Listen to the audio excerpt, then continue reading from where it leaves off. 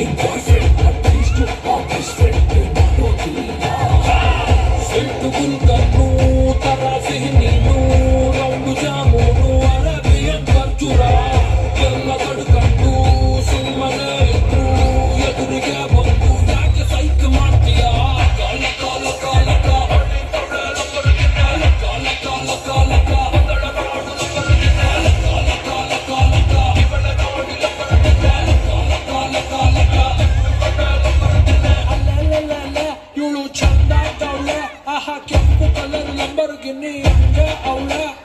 ಅಲ್ಲಲ್ಲ ಇವಳು ಚಂದ ಕೌಳ ನನ್ನ ಬ್ರೈನ್ ಒಳಗೆ ಚಮಚ ಹಾಕಿ ಅಲ್ಲಾಡ್ತವಳ